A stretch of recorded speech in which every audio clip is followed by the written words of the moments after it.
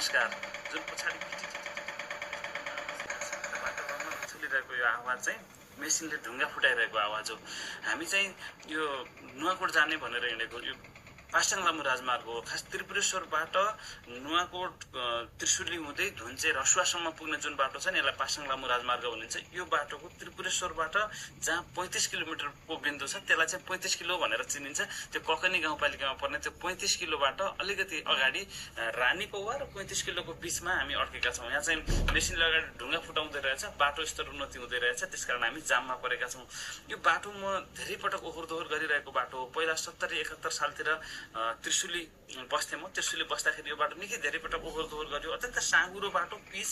अनि कस्तो भने यो नुवाकोटमा धेरै क्रसरका उद्योग भएका भएर ट्रिपरहरू पनि यही बाटो हुने, त्यो ताँदी खोलामा अनि अरू खोलामा पनि खनेर निकालेको बालुवाहरू ओसार पसार गर्ने भएको भएर ठुल्ठुला ट्रिपरहरू पनि अनि सार्वजनिक यातायातका साधनहरू कतिपय ठाउँमा त गाडीहरू दोहोरो क्रस हुने ठाउँ पनि थिएन। साँघुरो बाटो, एकदमै स्पिडमा धेरै चलाउने बाइकहरू, निजी गाडीहरू, सार्वजनिक यातायातका साधनहरू निकै धेरै ट्राफिक हुने भएको यो खतरनाक लाग्थ्यो यो बाटो मलाई। अनि जस अहिले यसको बाटोको स्तर उन्नति हुँदै रहेछ, विस्तार हुँदै रहेछ, बाटो चौडा बनाइदिँदै रहेछ, अत्यन्त खुसी लागेको छ।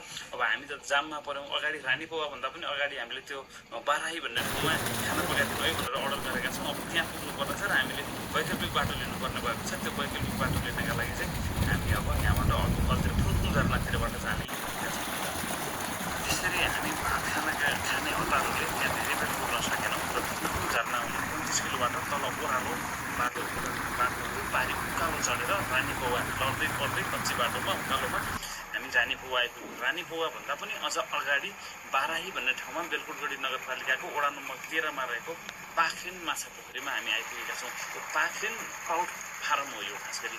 अनि यहाँ चाहिँ उहाँहरूले गरेको यो माछा फार्म, उहाँहरूले गरेको यो कृषि कर्म देखेपछि मलाई चाहिँ यो भात खाने सन्दर्भमा चाहिँ मनमा के कुरा आयो भने खासमा समाज विकास हुने भनेको के हो?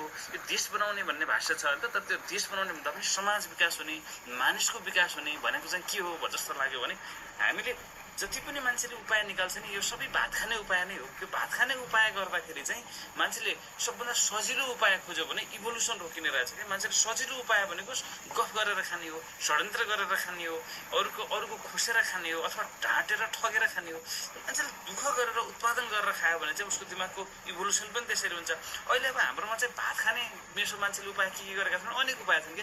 एक थरी मान्छेहरू गफ गरे यो देश अरूले बनाएर म बनाउँछु भन्यो, माइतीका रत्न पार्क प्ले कार्ड बोकेर चन्दा उठाएर अथवा डलर झारेर अरू कसका इन्ट्रेस्टमा काम गरेर एउटा त्यसरी भात खाइरहेका छन्। एक थरी यो बुर्जुवा पुँजीवाद, उनीके दलाल पुँजीवादले गर्दा विकास भएन, अब हामी गर्छौँ, हामी त समाजवादी भन्यो, कुनै के गर्यो, सेमिनार गर्यो, के गर्यो, पैसा झार्यो, खायो, त्यो पनि भात खाने तरिका छ।